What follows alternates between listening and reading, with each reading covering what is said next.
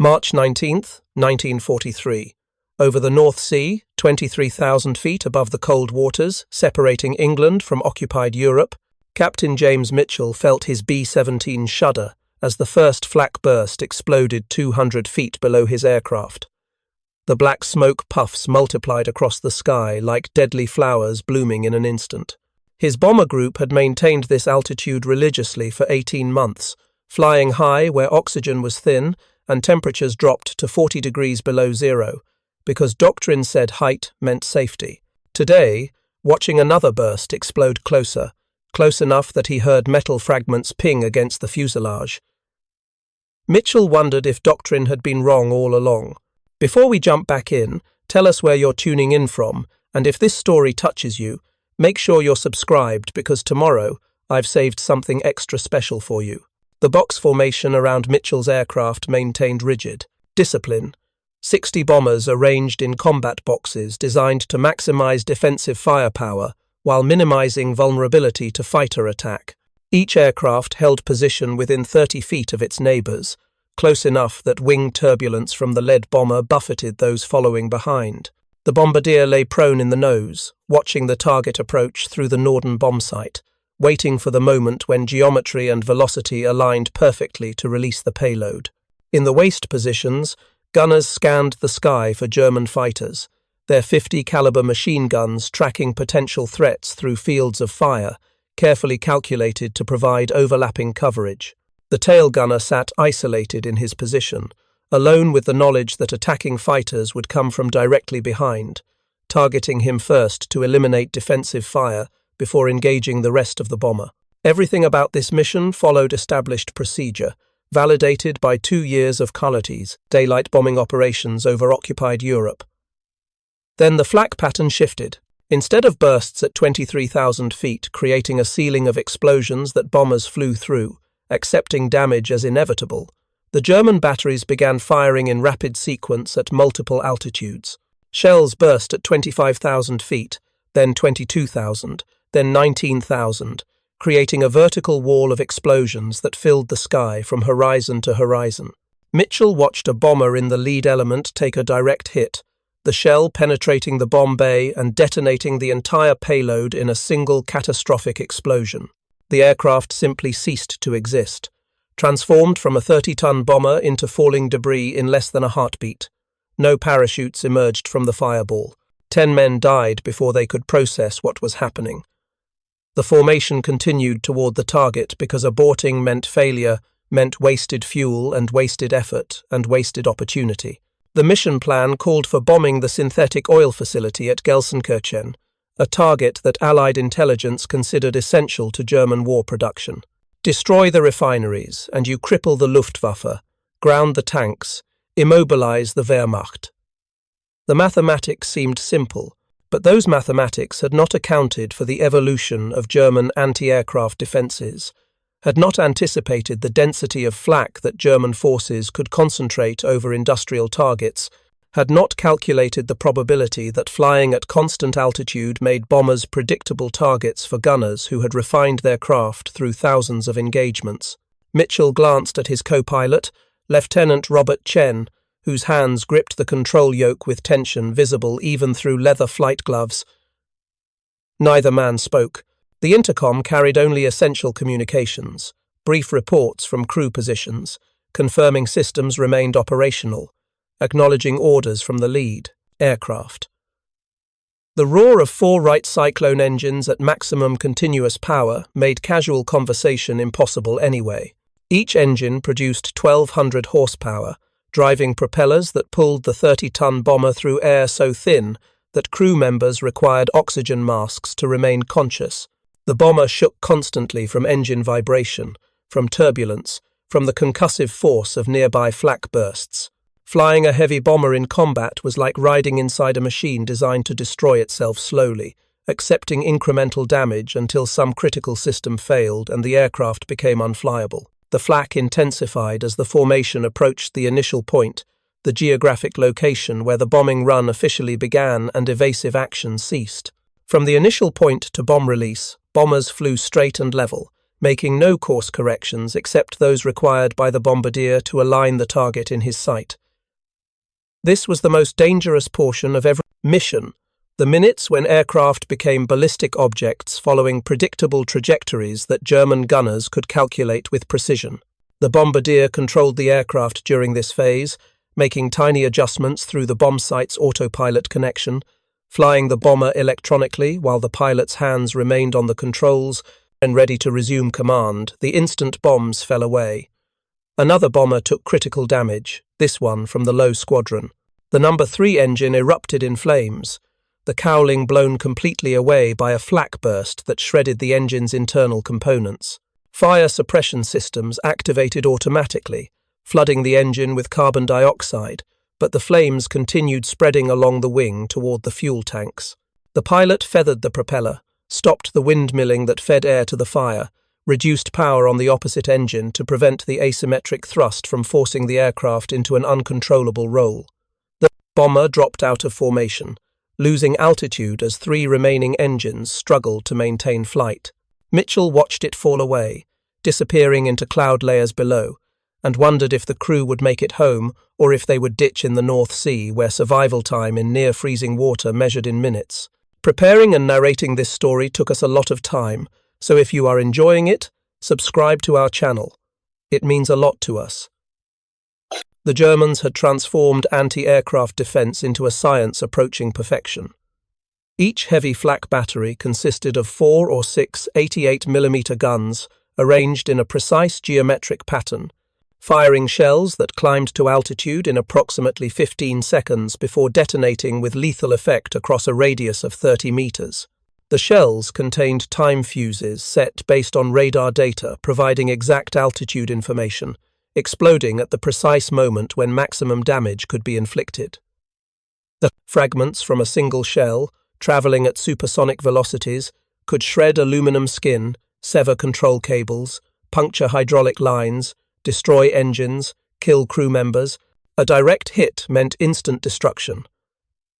A near miss meant damage that accumulated across the mission, weakening the aircraft until some final straw caused catastrophic failure.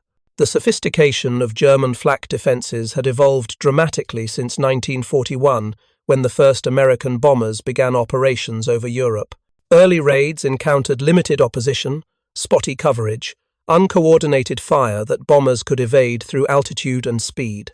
By 1943, German forces had ringed every industrial target with layered defenses so dense that flying through them guaranteed damage. The batteries were linked by telephone networks allowing coordinated fire, creating flak boxes where every cubic meter of airspace contained lethal fragments. Searchlights provided night illumination. Radar provided precise targeting data. Observer posts reported bomber formations while still hours from their targets, allowing German commanders to concentrate defensive resources at the most likely approach vectors. Mitchell had flown 21 missions before this one, 21 times climbing into his aircraft, knowing that statistically, probability favored his death before completing the required 25-mission tour. The mathematics were published but never discussed, calculations showing that bomber crews faced approximately 30% casualties per mission during 1943. 30%, nearly 1 in 3 aircraft damaged or destroyed, 1 in 3 crews killed, wounded, or captured. The numbers meant that completing 25 missions required surviving odds that decreased with every sortie, accumulating risk until probability approached certainty. Most crews never completed their tours. They died over Germany, or crashed in the North Sea, or landed with damage so severe that the aircraft was written off as unsalvageable. The target appeared ahead, the oil refineries sprawling across kilometers of industrial landscape, smokestacks rising like skeletal fingers pointing at the sky. The lead bombardier made his final adjustments, compensating for wind drift and temperature variations that affected how bombs would fall after release. The Norden bomb site was an analog computer of extraordinary precision, a mechanical device weighing 50 pounds that could calculate ballistic trajectories with accuracy measuring in meters from 20,000 feet. But accuracy meant nothing if the bomber could not survive to the release point. The flak grew heavier, the bursts so numerous now that the sky ahead appeared solid black with smoke. Flying into that maelstrom required faith bordering on fatalism, acceptance that survival depended more on luck than skill. Then Mitchell saw something that changed everything. Through a gap in the smoke, at an altitude perhaps 5,000 feet below the bomber formation, he glimpsed a small aircraft, probably a German fighter, flying at what appeared to be rooftop height above the industrial complex. The fighter was moving fast, very fast, faster than any aircraft should fly at such low altitude where air resistance increased and control surfaces became hypersensitive. The fighter disappeared behind buildings before Mitchell could identify it positively, but the image burned into his mind. An aircraft flying so low that it appeared to skim the rooftops, moving through an altitude range where flak batteries could not depress their guns far enough to engage it. The revelation arrived complete and fully formed. Altitude was not safety. Altitude was exposure, predictability, vulnerability to weapons designed specifically to engage high-flying bombers.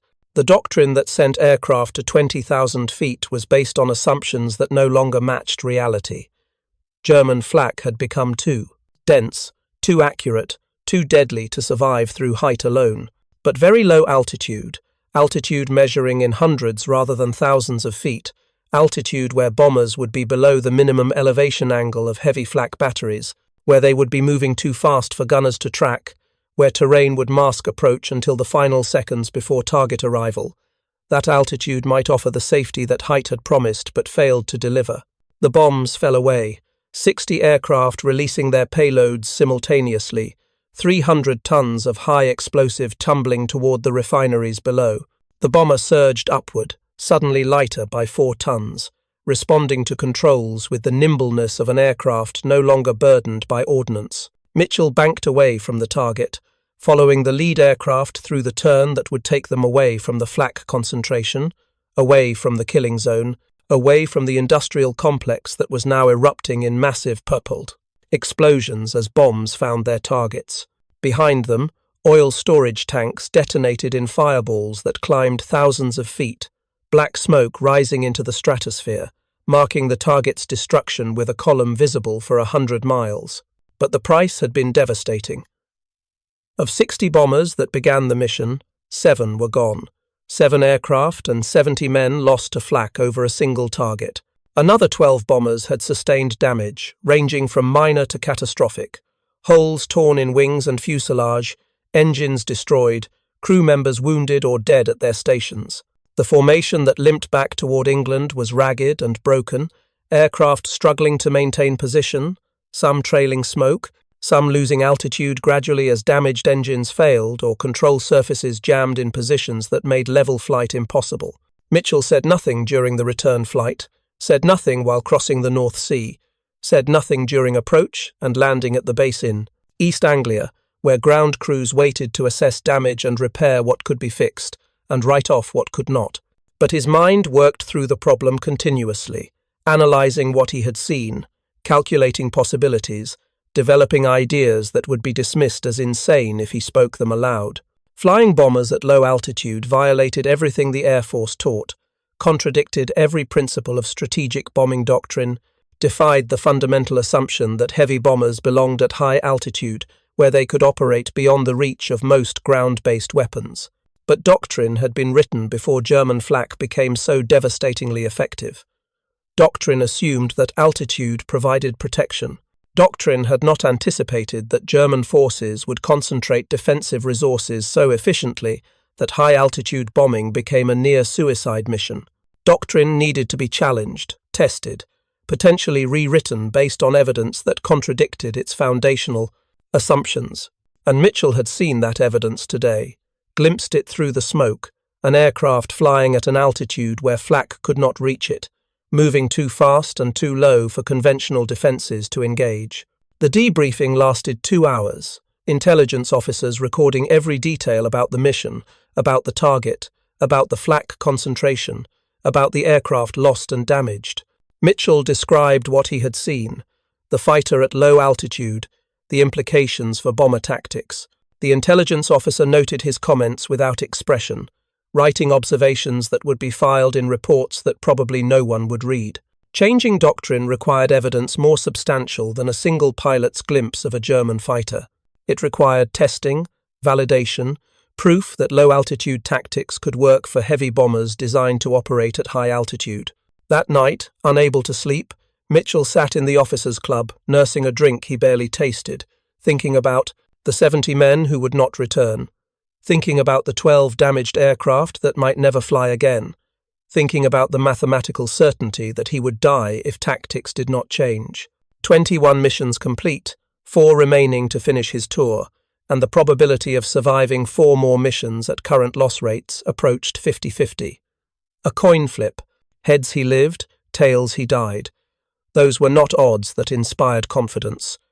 But somewhere in the darkness over Germany, there existed an altitude where bombers could operate with reduced vulnerability, an altitude where the weapons designed to destroy them could not reach, an altitude that doctrine said was impossible, but reality suggested might be the only path to survival. Finding that altitude, proving it could work, convincing commanders to abandon doctrine in favor of tactics that contradicted everything they believed, that would require more than one pilot's observations. It would require someone willing to test the theory, to fly deliberately into the conditions that everyone else avoided, to prove through demonstration what could not be proven through analysis alone. Mitchell finished his drink and made a decision that would change strategic bombing doctrine for the remainder of the war. He would volunteer for the mission that no one else wanted, the mission that would fly at altitudes that heavy bomber pilots considered suicidal, that would demonstrate whether low-level tactics could work or whether they represented just another way to die. He would find out if flying under the radar could scatter the flak batteries that were systematically destroying the bomber forces. And he would do it knowing that he might be wrong, that the theory might fail, that he might be volunteering for nothing more than a faster death. But doing nothing meant accepting current loss rates, meant watching crews die mission after mission while doctrine remained unchanged. And that was no longer acceptable. The German fighter he had glimpsed flying at rooftop height had shown him a possibility. Now he had to discover if that possibility could save lives, or if it would simply add his name to the list of those who died trying to change a war that seemed determined to consume everyone who fought it. The morning of April 7th, 1943 arrived cold and grey, the kind of English spring day where fog hung low over the airfields and visibility measured in hundreds rather than thousands of yards. Mitchell stood outside the operations building at 0500 hours, watching ground crews prepare bombers for a mission that most crews considered routine, but that he viewed as the beginning of something unprecedented. His proposal had been rejected twice by squadron commanders who considered low-altitude bombing tactically unsound and strategically unnecessary. But persistence and casualty statistics had eventually convinced someone higher in the command structure that testing alternative approaches might prove valuable, even if those approaches contradicted established doctrine. The mission briefing had been unlike any Mitchell had attended during his 21 previous sorties over occupied Europe. Instead of the standard target information, expected flak concentrations, fighter opposition estimates, and egress routes, the briefing focused almost entirely on altitude management and terrain masking. The target was a railway marshalling yard near Lille in northern France, a facility that German forces used to concentrate supplies and equipment before shipping them to frontline units. The strategic value was moderate, important enough to justify the mission, but not so critical that failure would compromise broader campaign objectives. This made it perfect for testing unproven tactics without risking resources needed for primary targets deep inside Germany. The revolutionary element was the altitude profile.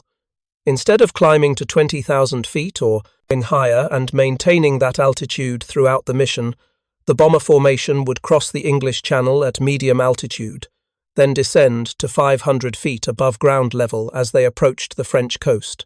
They would maintain that altitude, flying below the effective engagement range of heavy flak batteries until reaching the target area. The bombing run itself would occur from 2,000 feet, high enough for bomb release, but low enough that heavy flak batteries would struggle to track and engage aircraft, moving at 250 miles per hour through their minimal elevation angles. After bomb release, the formation would descend again to 500 feet for the egress, using terrain and speed to minimize exposure to defensive fire. The plan violated every principle that bomber crews had been taught since training. Heavy bombers belonged at high altitude where their supercharged engines performed efficiently, where they could operate above most ground-based weapons, where they could form defensive boxes that maximized protective firepower. Flying at 500 feet meant operating in the least efficient portion of the flight envelope, where engines consumed fuel at elevated rates, where turbulence from terrain features made formation flying extremely difficult, where a single mistake or mechanical failure meant no altitude cushion for recovery. It meant exposing the aircraft to weapons that high-altitude doctrine said were irrelevant, light anti-aircraft guns and even small arms fire that could damage vulnerable systems. It meant navigating by visual reference to terrain features instead of by dead reckoning over clouds, requiring constant attention and precise map reading. Mitchell's crew had received the news with reactions ranging from skepticism to outright disbelief. His bombardier, Lieutenant Thomas Keller, had simply stared at Mitchell for 30 seconds before asking if this was some kind of joke. The navigator, Lieutenant William Morrison, had immediately begun calculating fuel consumption rates at low altitude, comparing them to the mission profile and determining whether they could complete the sortie without running dry over the channel on return. The engineer, Technical Sergeant Frank Wilson, had raised concerns about engine stress from operating at maximum continuous power in dense air at low altitude. The waist gunners, both of whom had survived 18 missions by shooting at fighters attacking from high altitude, wondered aloud what good their 50 caliber machine guns would do against ground targets flashing past at 300 feet per second. But Mitchell had been adamant. The theory was sound. Flying below the minimum elevation angle of heavy flak batteries would eliminate the primary threat that was systematically destroying bomber formations. The risk from light flak and small arms fire existed, but was manageable compared to the near certainty of casualties from heavy flak at high altitude. The fuel consumption issue was real, but could be managed through careful power management and acceptance of reduced safety margins. The navigation challenge was significant but solvable, with proper preparation and competent map reading. Every objection had an answer. Every concern had a mitigation strategy. The tactic would work if executed properly, and execution was something Mitchell's crew had demonstrated repeatedly across 21 previous missions. 6 bombers would fly this mission, half a squadron, enough to provide meaningful data about the tactic's effectiveness without risking excessive resources if the theory proved wrong. Each aircraft carried experienced crews, pilots who had completed at least 15 missions and understood both the capabilities and limitations of the B-17. The formation would be loose compared to standard combat boxes, individual aircraft separated by several hundred feet to provide maneuvering room during low-altitude flight where wing turbulence and terrain-induced air currents made close formation flying dangerous. Each bombardier would aim individually rather than releasing on the lead aircraft, accepting reduced accuracy in exchange for improved survivability through dispersed targeting. The takeoff was standard, 6 bombers lifting from the runway at 30-second intervals, climbing gradually to assembly altitude where they formed up before setting course for the target. The channel crossing occurred at 12,000 feet, high enough to provide safety margin over water, but well below the altitudes where bomber formations typically operated. Mitchell watched the French coast approach through scattered clouds, the beaches and cliffs clearly visible in morning light that had burned off most of the fog. The altimeter unwound steadily as he pushed the nose down, descending through 10,000 feet, then 8,000, then 5,000, watching the ground rise toward him with unnatural speed. At 1,000 feet, the descent rate decreased, Mitchell pulling the nose up gradually to level off at precisely 500 feet above the terrain below. The change in perspective was dramatic and immediate. At high altitude, the ground appeared abstract, a map made three-dimensional, terrain features reduced to patterns of color and shadow. At 500 feet, the world became concrete and urgent, individual trees visible, farmhouses detailed enough to see architectural features, roads and hedgerows rushing past with velocity that made the aircraft's speed visceral rather than theoretical. Mitchell had flown training missions at low altitude, had practiced terrain following and contour navigation, but doing it in a 30-ton bomber over occupied territory where any farmhouse might contain German observers was qualitatively different from practice flights over England. The formation flew east, following pre-planned navigation points that kept them over sparsely populated areas where German flak concentration would be minimal. The landscape below belonged to occupied France, territory that had been under German control since June 1940, transformed by 3 years of occupation into a logistical network supporting the Wehrmacht's ongoing operations across Europe. The roads carried military vehicles, the rail lines transported supplies and troops, the airfields housed fighter squadrons that would scramble to intercept Allied bombers if given sufficient warning. Flying at 500 feet meant that visual detection would be immediate. Anyone below could see and identify the bombers instantly, but the low altitude also meant that those observers had minimal time to alert defensive forces before the bombers had already passed beyond their position. Mitchell maintained constant altitude through continuous small adjustments, climbing slightly to clear terrain rises, descending slightly into shallow valleys, keeping the aircraft within 50 feet of the target. Altitude.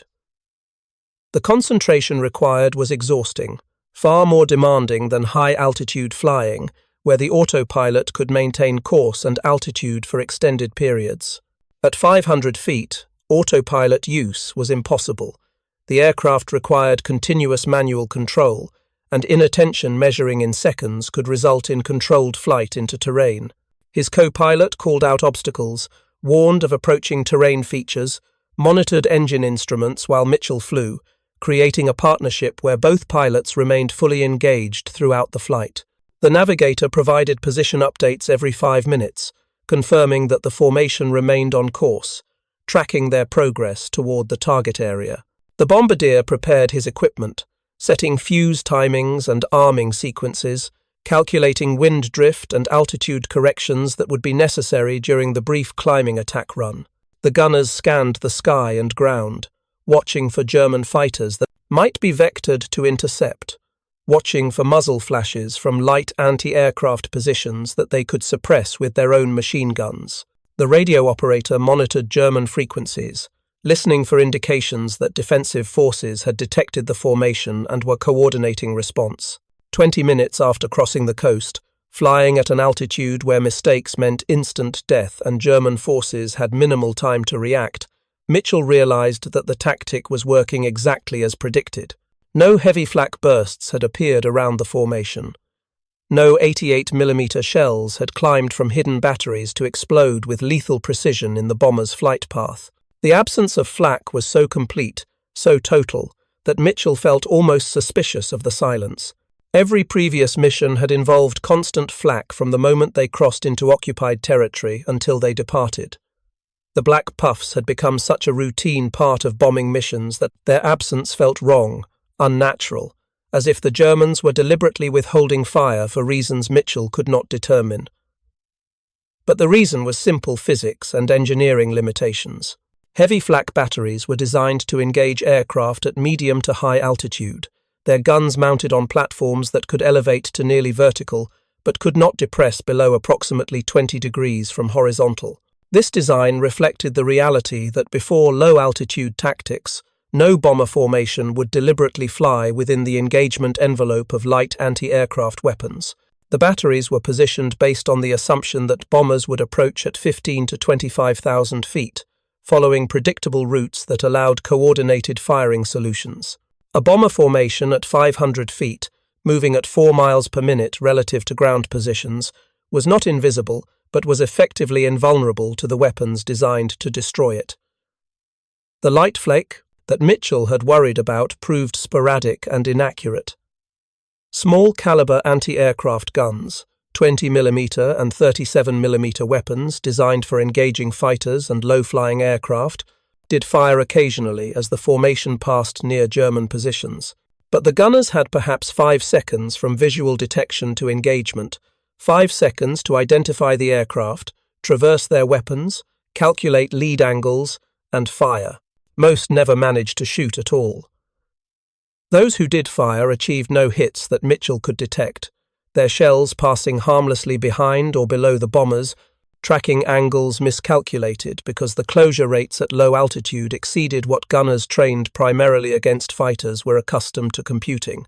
The target area appeared ahead, the railway marshalling yard spreading across acres of terrain, rail lines converging from multiple directions, freight cars arranged in long strings waiting to be moved forward to German units. Mitchell pulled back on the yoke, climbing from 500 feet toward the bombing altitude of 2,000 feet, the formation ascending in loose coordination, each aircraft timing its climb to arrive at attack altitude simultaneously.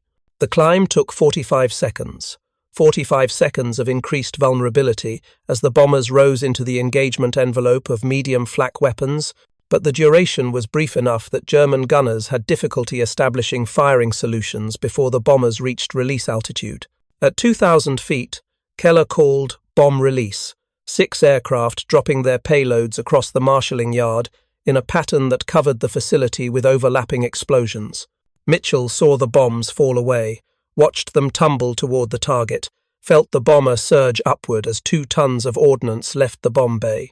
He pushed the nose down immediately, diving back toward 500 feet, not waiting to observe results, not circling to assess damage, following the tactical plan exactly as briefed. The other bombers followed, the formation descending rapidly away from the target area, dropping below the elevation angle where medium flak could track them, returning to the altitude where they were effectively invisible to heavy defensive weapons.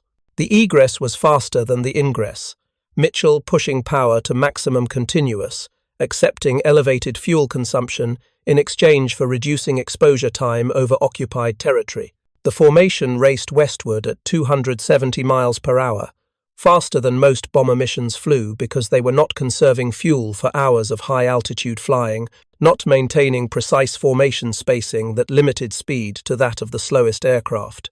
They were running flat out, burning fuel at rates that would have been unacceptable during normal operations, getting away from German territory as rapidly as the aircraft could manage.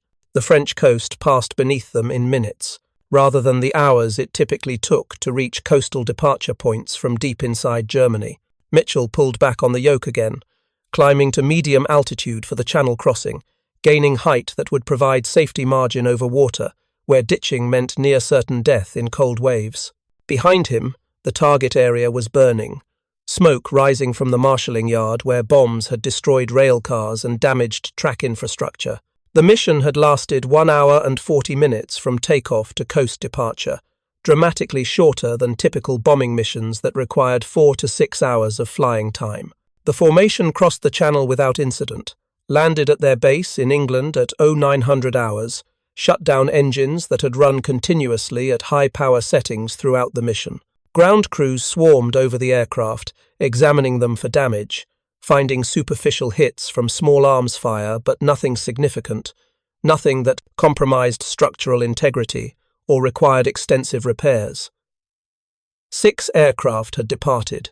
6 aircraft returned. Every crew member survived without injuries, 0 losses against a defended target in occupied territory.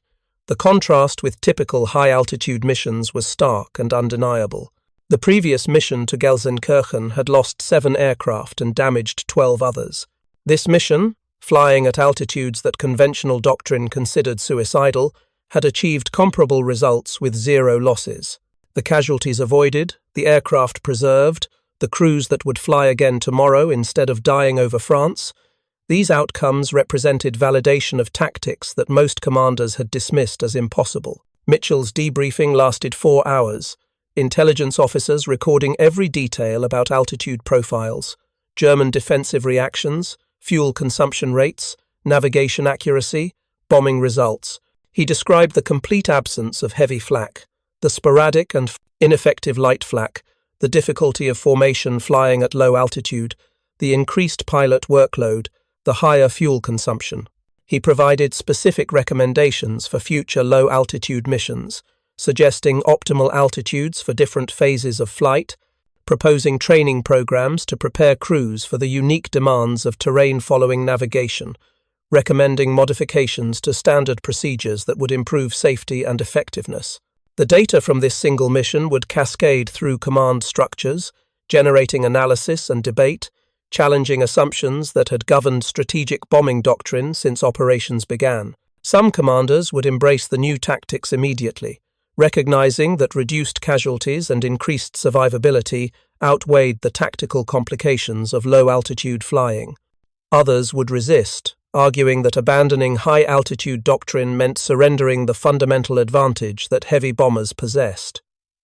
The debate would continue for months, but the evidence was incontrovertible. 6 aircraft departed, 6 aircraft returned. Against those numbers, arguments about doctrine seemed increasingly irrelevant. That evening, Mitchell sat again in the officers' club, this time surrounded by crews who wanted to hear first-hand accounts of flying at 500 feet over occupied France. He described the terrain rushing past, the absence of flak, the brief exposure during the bombing run, the rapid egress. He watched skepticism transform into interest, watched crews who had resigned themselves to accepting catastrophic casualties begin considering that survival might be possible through tactics rather than luck. The conversation expanded to other potential applications, other targets where low-altitude approaches might prove effective, other ways that doctrine could be challenged and improved through evidence rather than assumption. Mitchell had completed his 22nd mission, 3 remaining, before his tour was finished. But those 3 missions would be different now, flown with tactics that provided realistic hope of survival, rather than mere statistical probability of death. The glimpse of a German fighter flying at rooftop height had sparked an idea. Testing that idea had saved 6 crews on a single mission. Expanding those tactics across entire bomber commands would save thousands of lives over the coming months and years. The war would continue, missions would still be dangerous, crews would still die. But the mathematical certainty of death at high altitude had been challenged by evidence that lower altitude could scatter the flak batteries that made survival impossible. And in that challenge lay hope that the war could be won without consuming everyone who fought it. The success of Mitchell's mission did not immediately transform strategic bombing doctrine across the entire 8th Air Force. Military organizations, particularly those engaged in active combat operations, changed slowly and deliberately, requiring extensive validation before abandoning established procedures that had been developed through years of experience and analysis.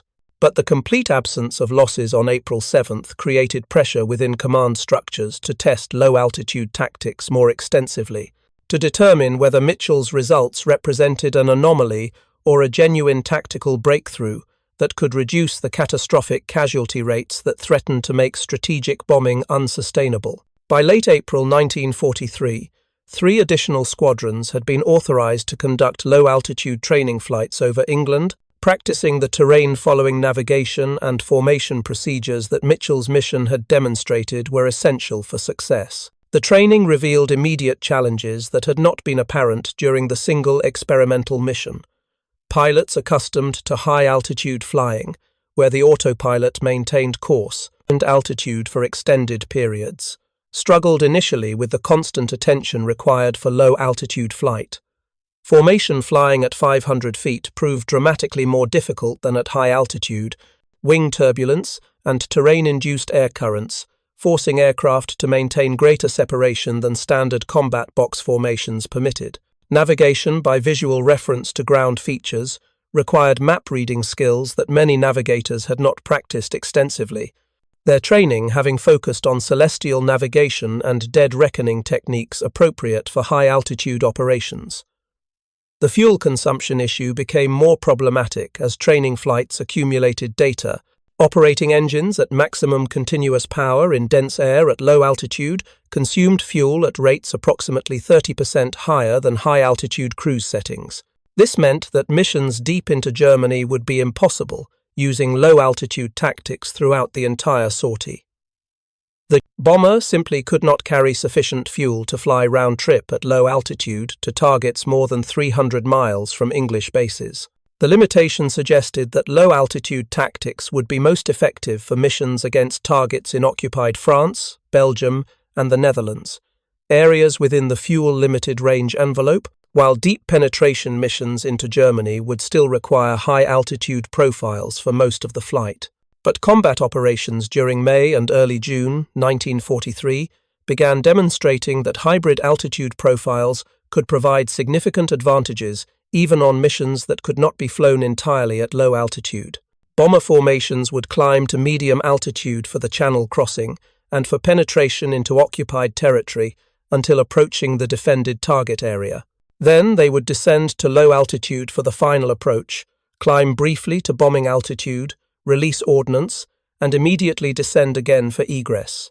This profile minimized exposure to heavy flak while conserving fuel during the long transit portions of the mission, where German defenses were less concentrated. The results were compelling. Missions using hybrid altitude profiles showed loss rates approximately 40% lower than comparable missions flown entirely at high altitude. The reduction was not uniform across all targets.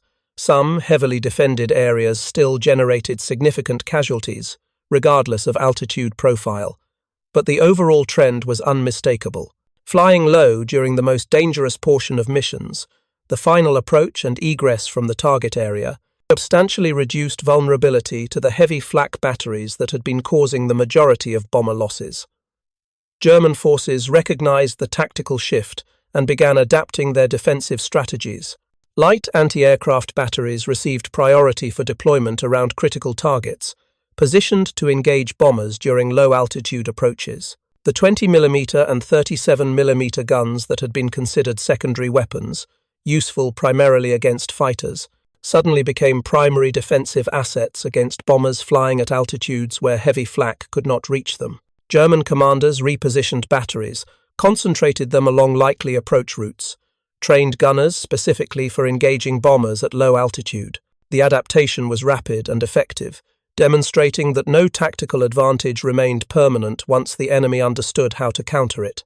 By July 1943, bomber crews flying low-altitude approaches began reporting increased light flak, more accurate fire, more frequent hits from smaller caliber weapons that high-altitude doctrine had taught them to ignore. The aircraft could absorb significant damage from light flak without catastrophic failure. The same self-sealing fuel tanks and armor protection that made little difference against heavy flak proved highly effective against smaller weapons. But the cumulative effect of repeated hits from 20mm and 37mm shells was degradation of systems, damage to control surfaces, injuries to crew members from fragments that penetrated the fuselage. The tactics still worked, loss rates remained substantially lower than high-altitude missions, but the margin of advantage was decreasing as German defenses evolved. Mitchell flew his final 3 missions using the hybrid altitude profile he had pioneered, completing his 25-mission tour in mid-May 1943 without additional losses among his crew. The mathematical improbability of his survival, 25 missions completed during a period when average loss rates exceeded 25% per mission, reflected both skill and the tactical advantages that low-altitude approaches provided. His debriefing after the 25th mission included recommendations for further refinement of low-altitude tactics, suggestions for training programs, proposals for aircraft modifications that would improve performance during terrain-following flight. But Mitchell's most significant contribution was not tactical recommendations or training proposals. It was the demonstration that doctrine could be challenged through evidence, that established procedures could be improved through experimentation, that the catastrophic loss rates that commanders had accepted as inevitable could be reduced through innovative thinking applied to tactical problems. The culture of the 8th Air Force began shifting, slowly but perceptibly, from rigid adherence to doctrine toward willingness to test alternatives, when evidence suggested improvements were possible. The broader impact of low-altitude tactics extended beyond immediate casualty reduction. German forces, confronted with bomber formations that could no longer be engaged effectively by heavy flak batteries, were forced to divert resources to light anti-aircraft weapons and to reposition defensive assets. This diversion meant fewer resources available for other purposes, meant disruption of defensive plans that had assumed bombers would continue operating at high altitude. The strategic effect was multiplication of Allied offensive capability without corresponding increase in bomber production, a force multiplier achieved through tactical innovation rather than industrial output. By August 1943, Approximately 40% of 8th Air Force missions against targets in occupied Western Europe incorporated low-altitude approach profiles. The percentage would have been higher, except for persistent concerns among some commanders that low-altitude flying increased vulnerability to fighter attack. The concern had merit. German fighters could dive on bomber formations from above, achieving speed advantages that made interception easier, and bombers at low altitude had less room to maneuver defensively. But analysis of actual combat, encounters showed that fighter attacks remained relatively rare during low-altitude phases of missions, German fighters preferring to engage bombers during high-altitude transit, where they could maintain altitude advantage, and where bomber formations were denser and therefore easier to locate. The tactical evolution continued throughout late 1943 and into 1944. Pathfinder aircraft equipped with improved navigation systems would lead formations during low-altitude approaches, providing precise guidance that reduced the workload on following aircraft. Electronic countermeasures began jamming German radar systems that provided targeting data to flak batteries, further degrading defensive effectiveness. Fighter escorts learned to suppress light flak positions during bomber approaches, strafing known anti-aircraft concentrations to force gunners to take cover during critical moments. The entire system of tactical procedures evolved toward greater effectiveness, each element reinforcing others, creating compound advantages that exceeded what any single innovation could achieve. The human cost of strategic bombing remained devastating despite tactical improvements. Thousands of airmen died over Europe during 1943 and 1944. Shot down by flak or fighters, killed when damaged bombers crashed on return to England, lost when aircraft ditched in the Channel. But the casualty rates decreased from the unsustainable levels of early 1943, decreased enough that completing a 25-mission tour transitioned from statistical improbability to realistic possibility. Crews who survived their tours carried knowledge and experience forward to training commands, teaching new crews the tactics that had kept them alive, perpetuating innovations that saved lives. Mitchell's post-combat assignment placed him at a training base in Arizona, teaching new bomber pilots the terrain-following techniques and low-altitude navigation skills that had proven essential for survival over Europe. The desert terrain provided excellent training environment, mountains and valleys, creating navigation challenges similar to those crews would face over occupied territory. Mitchell flew daily, demonstrating proper altitude management, showing students how to read terrain, explaining the constant attention required for safe, low-altitude flight. The work was less dangerous than combat, but perhaps more important, each pilot trained represented 10 crew members who might survive because they had learned from someone who had faced the same challenges and developed solutions through experience. The students were young, most barely 20 years old, trained rapidly to meet desperate need for replacement crews as the strategic bombing campaign intensified. They arrived knowing only what training manuals taught, abstract knowledge divorced from the reality of flying through flak-filled skies where mistakes meant death. Mitchell taught them what the manuals could not convey, the visceral reality of combat flying, the importance of crew coordination, the necessity of constant vigilance. He taught them that survival depended on preparation and discipline and willingness to challenge doctrine when evidence suggested better approaches existed.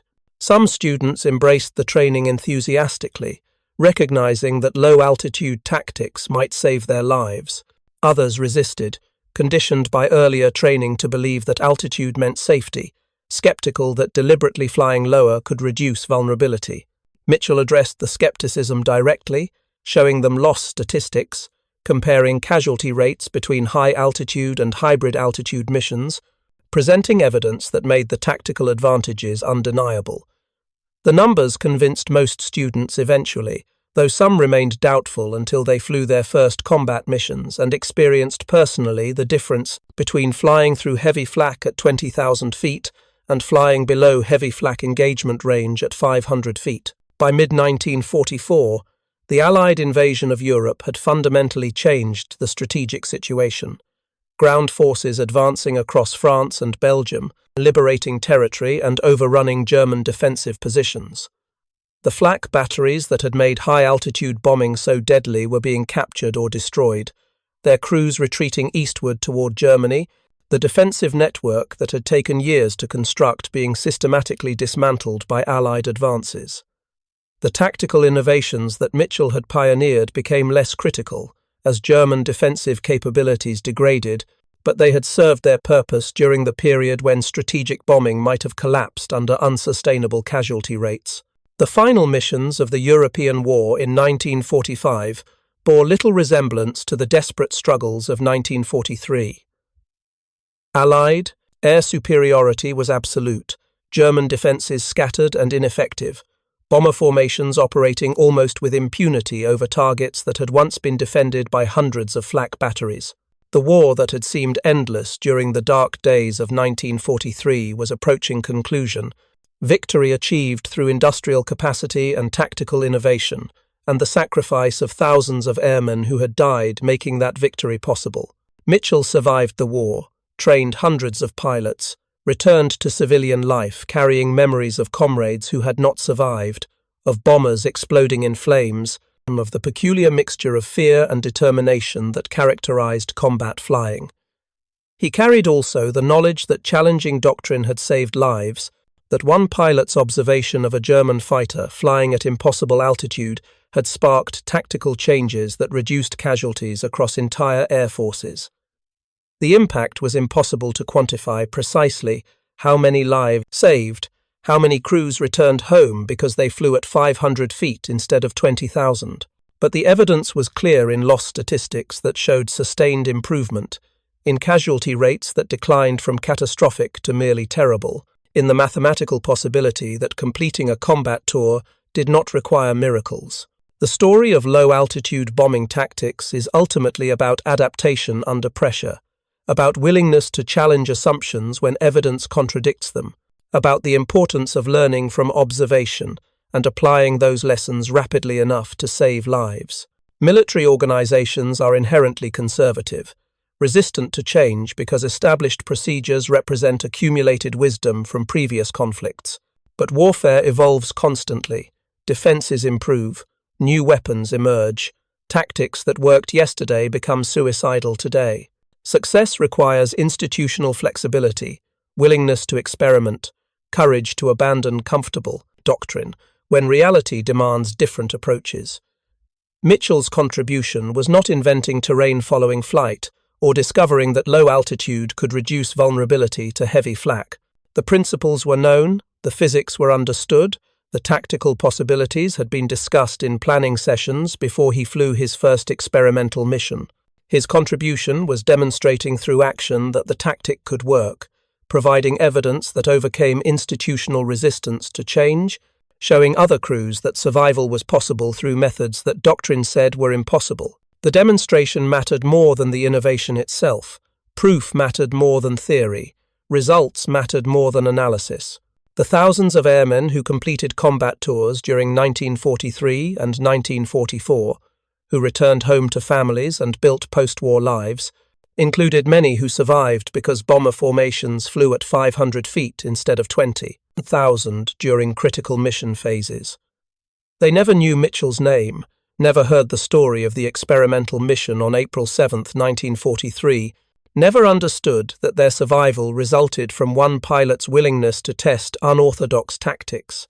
But their survival represented the ultimate validation of the principle that doctrine serves strategy rather than the reverse, that procedures exist to accomplish missions rather than missions existing to validate procedures. The war ended in May 1945, with Germany's surrender, ending the European bombing campaign that had cost more than 100,000 Allied airmen killed, wounded, or captured. The casualty toll was staggering by any measure, representing losses that would have been substantially higher without tactical innovations that reduced vulnerability during the campaign's most desperate phases. The strategic bombing offensive achieved its objectives, crippling German industrial capacity, destroying transportation networks, forcing diversion of resources to defensive measures.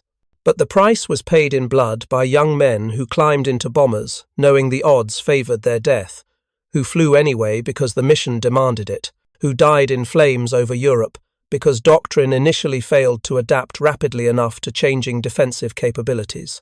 Mitchell's legacy lives in the principle he demonstrated, that observation and evidence should drive tactical development, that challenging established procedures is not just acceptable but necessary when those procedures produce unacceptable casualties. The specific tactic of low-altitude bombing became less relevant as warfare evolved. Jet aircraft and precision-guided weapons and electronic warfare systems rendering obsolete the methods that saved lives during World War II. But the underlying principle remains eternally relevant. Military effectiveness depends on willingness to learn from experience, to adapt based on evidence, to value results over adherence to doctrine. Those lessons, purchased at terrible cost during the strategic bombing campaign over Europe, represent knowledge that transcends any specific conflict or tactical situation. Up next, you've got two more standout stories right on your screen. If this one hit the mark, you won't want to pass these up. Just click and check them out. And don't forget to subscribe and turn on the notification bell so you don't miss any upload from us.